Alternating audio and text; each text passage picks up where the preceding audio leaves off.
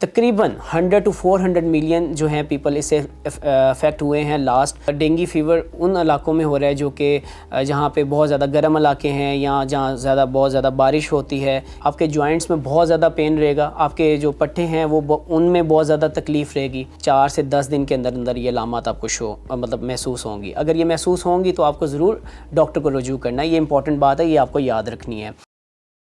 अस्सलाम वालेकुम, मेरा नाम है doctor Ali Hasham, I am a general physician. आज जो मैं आपके साथ टॉपिक शेयर करने चाह रहा हूँ बहुत इंपॉर्टेंट है, वो है डेंगू फ़ीवर। डेंगू फ़ीवर क्या है, इसके बारे में हम इस वीडियो में डिस्कस करेंगे। इसकी क्या अलामात आपके ऊपर आ सकती हैं, क्या आती हैं और आपको नहीं पता चलती, वो भी आपको बताएंगे। इस वीडियो में हम ये भी डिस्कस करेंगे कि इसको डायग्नोस कैसे किया जाता है, इसका ट्रीटमेंट कैसे है और इसकी जो प्रिवेंशन है, कंट्रोल हम कैसे इससे बच सकते हैं, कंट्रोल हम कैसे कर सकते हैं इस फीवर कि ताकि ये फ़ीवर ना फैले, क्योंकि ये 1% to 1% वेरी करता है। क्योंकि जहाँ पे ये एक जगह पे अगर हो रहा है तो ऑफ़ कोर्स वो वहाँ दूसरी जगहों पे भी ये फैल सकता है। स्टार्ट करते हैं कि डेंगू फ़ीवर है क्या। तो डेंगू फ़ीवर जो है एक वायरल इन्फेक्शन है। ये ट्रांसमिट होता है इन्फेक्टेड मॉस्किटो के काटने से, ठीक है। ये समझ लीजिए कि जब ये इन्फेक्टेड मॉस्किटो काट लेता है तो 3 से 4 दिन तक पेशेंट को नहीं पता चलता, कोई अलामात नहीं आती उसके ऊपर और उसे नहीं पता होता कि शायद उसको ये चीज़ें उसके साथ गुज़र रहा है, वो कि अगर वो डेंगू फ़ीवर के साथ गुज़र या उसे वायरल इन्फेक्शन हो चुका है उसे नहीं पता चलेगा। क्योंकि इसके जो पहले 4 दिन हैं उसमें अलामात शो नहीं होती हैं। ये ऐसा वायरल इन्फेक्शन है कि जो एक ब्लड स्ट्रीम में रह के ये अपने आप को ग्रो करता है उन 4 दिनों में। ये बहुत इंपॉर्टेंट है कि ये बहुत ज़्यादा हाई रिस्क होता जा रहा है, रिस्क फैक्टर्स के बहुत ज़्यादा हाई होते जा रहे हैं। बिकॉज तकरीबन 100 to 400 मिलियन जो हैं पीपल इससे अफेक्ट हुए हैं लास्ट, और जब से ये फैलना शुरू हुआ है और ये बहुत ज़्यादा अब आके बहुत ज़्यादा डेंजरस हो गया है। और ज़्यादातर ये डेंगू फ़ीवर उन इलाकों में हो रहा है जो कि जहाँ पे बहुत ज़्यादा गर्म इलाके हैं या जहाँ बहुत ज़्यादा बारिश होती है, ये उन इलाकों में बहुत ज़्यादा फैल रहा है। और जैसे आपको पता है ग्लोबल वार्मिंग जो है वो बहुत ज़्यादा ग्लोबल वार्मिंग की वजह से भी ये पानी का जो है आपको पता है कि सेफ्टी नहीं हो पा रही और पानी बहुत ज़्यादा हमारा ज़ाया हो जाता है। तो पानी का डिफरेंट जगहों पे खड़ा होना वो बहुत ज़्यादा नुकसानदेह है।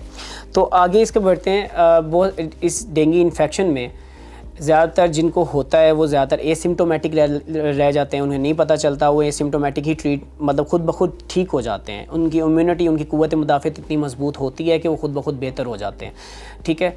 अब इसमें जो सिम्टम्स जो होते हैं, जो मोस्ट इम्पॉर्टेंट सिम्टम हैं, वो क्या शो होते हैं, वो कैसे एक अलामात जो हैं आपके ऊपर आती हैं जब ये फ़ीवर हो जाता है, वो आपको ज़रूर पता होनी चाहिए ताकि आप जो हैं जब भी अलामात ये शो हों आप एक डॉक्टर को रुजू कर सकें। अमूमन ये पता नहीं होती हर किसी को, लेकिन आज आपको बताने जा रहा हूँ। ये ज़रूर याद रखिएगा। इर्द गिर्द आपके फैमिली मेम्बर्स में अगर किसी को है तो उन्हें भी ज़रूर आगाह कीजिएगा ताकि उन्हें इन चीज़ों का पता हो और वो टाइमली ट्रीटमेंट लेके और इस बीमारी से निजात हासिल कर सकें।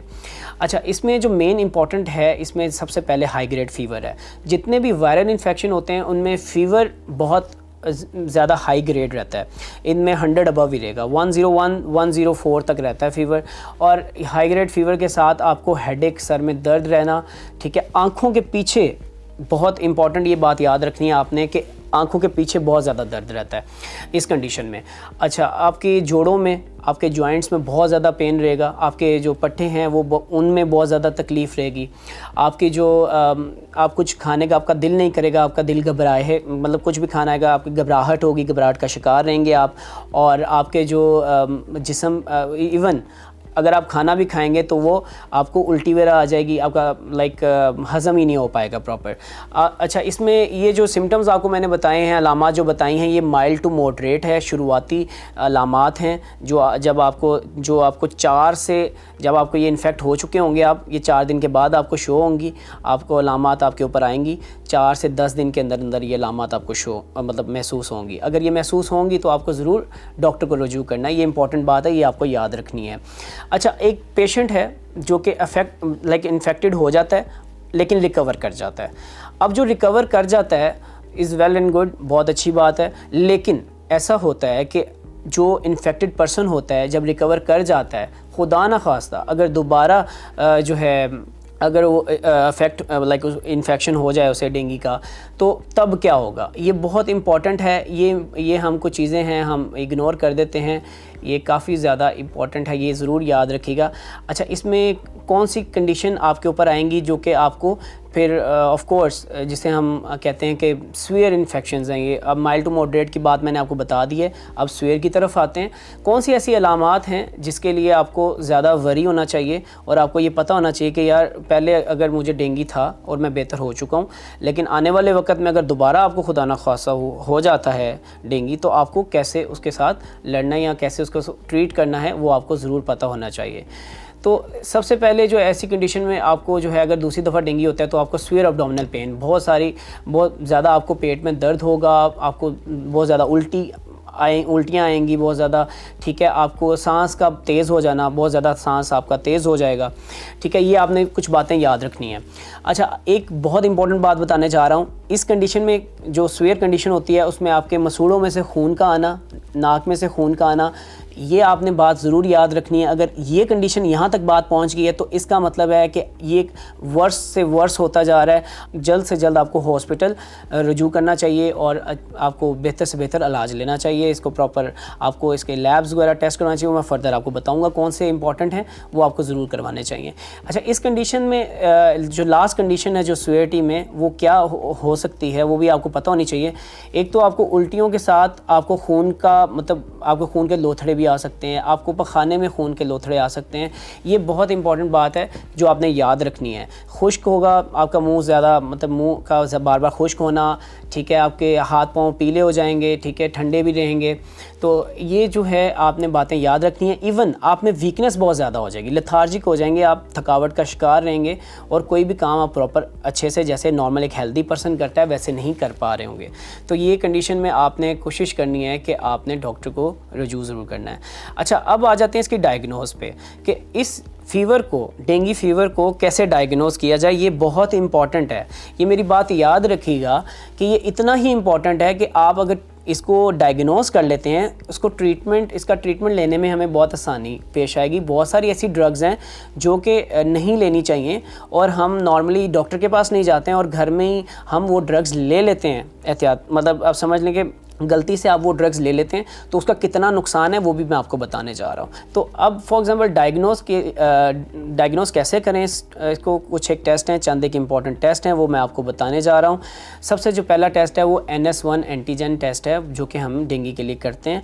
अगर नॉर्मली जो पेशेंट हम फॉर एग्जांपल इनका ज़रूर प्लेटलेट्स भी देखते हैं जो कि CBC है। फर्स्ट CBC भी हम करवाते हैं, इनिशियल टेस्ट है, मतलब वो बहुत जल्दी उसकी रिपोर्ट मिल जाती है, तो हम कोशिश करते हैं पहले CBC करवा लें फिर देन NS1 एंटीजन पे जाएं, क्योंकि अगर हमें लगता है कि प्लेटलेट्स काउंट कम हो रहा है तो सफ़ेद खुलिए अगर कम हो रहे हैं तो फिर हम जाते हैं कि NS1 भी इसका होना चाहिए अगर हमें स्वेटी की तरफ पेशेंट के सिम्टम्स या अलामत नज़र आ रही हों। तो NS1 जो एंटीजन के बाद हम IgG एंटीबॉडी टेस्ट करते हैं, IgM एंटीबॉडी टेस्ट करते हैं और लास्ट में हम करते हैं PCR, जो कि हम देखते हैं कि जो वायरल इन्फेक्शन है ब्लड स्ट्रीम में कितना ज़्यादा बढ़ गया है, उसकी हम देखते हैं कि उसकी लाइक काउंट कितना बढ़ गया है, तो वो हम PCR में देखते हैं, ठीक है।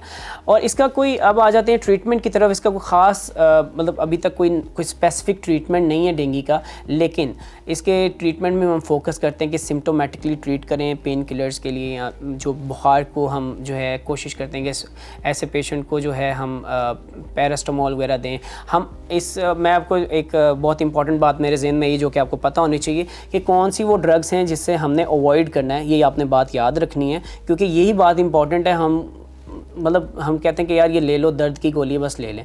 तो सबसे इंपॉर्टेंट है जो ब्रूफिन की टैबलेट है, आप नॉर्मली आप आइबोब्रूफिन यूज़ करते हैं घरों में भी, कि किसी को बुखार हो तो हम ब्रूफिन दे देते हैं, किसी बच्चे को बुखार हो तो ब्रूफिन दे देते हैं। तो ब्रूफिन सिरप जो है या ब्रूफिन टैबलेट जो है वो आपने नहीं देनी है, क्योंकि ब्रूफिन जो है वो एंटी इन्फ्लामेटरी, तो हमने इस जो डेंगू फीवर होता है तो इस कंडीशन में हमने कोशिश करनी होती है कि हम एंटी इन्फ्लामेटरी और नॉन स्टीरॉयडल ड्रग्स ना दें, ठीक है। तो कोशिश करें एज एस्पायरिन अगर कोई पेशेंट अगर ले रहा है जो कार्डिक जिन्हें कोई इशू है, जो एस्पायरिन वगैरह भी लेते हैं, जो ब्लड प्रेशर के जो पेशेंट्स हैं, तो वो कोशिश करें अवॉइड करें इस कंडीशन में। अगर उनको डेंगू फीवर हो जाता है या ऐसी अलामात उन्हें पेश आ रही हैं, उनको महसूस हो रही हैं, तो वो कोशिश करें कि एस्पायरिन और इबुप्रोफेन ऐसी टैबलेट से वो जो है ना अवॉइड करें। और ज़्यादा से ज़्यादा प्लेंटी ऑफ फ्लूइड्स वगैरह, पानी का इस्तेमाल ज़्यादा करें। और पानी के इस्तेमाल के साथ वो कोशिश करें कि अपना जो है जूसेस वगैरह पिएँ, जैसे सिंपल अगर पानी नहीं भी पी जाए ORS पिएँ। सो ये इंपॉर्टेंट चंद एक बातें हैं जो कि आपने अपनी ज़िंदगी में लानी जब ऐसी कंडीशन आपके ऊपर आ जाए तो। अच्छा, अब आ जाते हैं कि दुनिया में ग्लोबली क्या बर्डन इसका पड़ रहा है इस डेंगू फीवर का। अच्छा, जो डेंगू फीवर है ये ड्रामेटिकली जो है ना फैल रहा है पूरे वर्ल्ड में, अभी रिसेंट ईरा में भी और पहले भी ऐसा ही है। पहले मतलब इसकी जो रेशो है कम नहीं हो रही है, ज़्यादा से ज़्यादा हो रही है। हर साल की काउंट इसका जो है वो इंक्रीज़ होता जा रहा है। रिसेंट स्टडी में WHO की स्टडी में 2019 में जो है तकरीबन नियर अबाउट 5.2 मिलियन जो हैं केसेस रिपोर्ट हुए, ठीक है। और एक ये बहुत ज़्यादा ये ज़्यादा केसेस हैं, बहुत ज़्यादा मेजॉरिटी केसेस हैं, बिकॉज इससे पहले ऐसा कभी नहीं हुआ था। तो अब हम ऐसा कुछ सोच भी नहीं सकता था कि ये केसेस और ज़्यादा भी इंक्रीज़ होंगे। कोशिश ये की जा रही थी कि ये आने वाले टाइम में कम हो जाएंगे, मतलब इतने ज़्यादा इंक्रीज़ नहीं होंगे। लेकिन क्या हुआ कि अब 2023 में जो कि दोबारा स्टडी की गई, दोबारा देखा गया कि ये तो इतना ज़्यादा इसका रिस्क बढ़ गया कि 80 कंट्रीज़ के जो रीजन्स हैं वो इससे अफेक्ट हो रहे हैं। तो इसका मतलब ये है कि ये तो बहुत ज़्यादा ख़तरनाक होता जा रहा है। अब इम्पॉर्टेंट ये है कि इस वायरस से या इस फीवर से, कि ये फीवर ना हो, कैसे बचा जाए, प्रिवेंशंस क्या हैं। सबसे इम्पॉर्टेंट प्रिवेंशन ये है कि अगर आपके घरों के करीब पानी है उसको कोशिश करें कि ड्राई करवाएं, खुश्क करवाएं। आपके घरों में अगर पानी है उसको ढाँप के रखें, ओपन ना छोड़ें, क्योंकि जो डेंगू जो मॉस्किटो है जिसे एडीज़ इजिप्टी कहते हैं, इसका नाम है, ये क्या है, उसी में ग्रो करता है पानी में, और पानी में ही एग्स अपने देता है और फर्दर अपनी फर्टिलाइजेशन उसी में करके ये एक बड़ा मतलब समझ लें कि एक प्रॉपर डेंगू मच्छर बन जाता है, जिससे ये इन्फेक्टेड पर्सन को अगर अफेक्ट करेगा दैन ये ख़ुद भी इन्फेक्ट हो जाता है और किसी और नॉर्मल पर्सन को जैसे ये अफेक्ट करेगा ऐसे ये ट्रांसमिट होता जाता है ये वायरस। तो कोशिश करें कि अपने जो कपड़े इस्तेमाल करें वो पूरे बाजू वाले कपड़े पहने आप, ठीक है। जब ये इसके ऐसे बारिशों का मौसम हो, जब भी ऐसे पानी वगैरह आपको पता है कि बहुत ज़्यादा होता है, अब सारा तो नहीं आप कर सकते लेकिन कोशिश तो आप कर सकते हैं। कोशिश करें जब मगरिब की अजान हो उससे पहले तक विंडोज़ अपने जो है वो बंद कर लें, कि ताकि खिड़कियां बंद कर लें, आपके मच्छर जो है वो अंदर ना आए। ये कुछ एक इम्पॉर्टेंट बातें हैं जो कि अगर आप कर लेते हैं। हाँ, मॉस्किटो के जो स्प्रेज होते हैं इनको मच्छरों के मारने वाले, वो स्प्रे अपनी सराउंडिंग में करवाएं, अपनी कम्युनिटी में, अपनी सोसाइटी में करवाएं, ताकि आप इस ख़तरनाक मर्ज़ से बच सकें। तो उम्मीद करता हूँ कि आपको मेरी ये वीडियो से बहुत सारी इन्फॉर्मेशन मिली होगी, बहुत सारी अच्छी इन्फॉर्मेशन मिली होगी। अगर आपको ये वीडियो पसंद आई है तो ज़रूर इसको लाइक कीजिएगा और कमेंट में ज़रूर बताइएगा कि फ़र्दर हम कौन सी ऐसी डिजीज़ हैं जो कि आपके इर्द गिर्द इन्वायरमेंट में हैं और फ़र्दर आपको इन्फॉर्मेशन उसकी चाहिए, कमेंट्स में ज़रूर बताइएगा। और हमारे चैनल को ज़रूर सब्सक्राइब कीजिएगा। होप सो कि आपको मेरी वीडियो पसंद आई होगी। Thank you so much.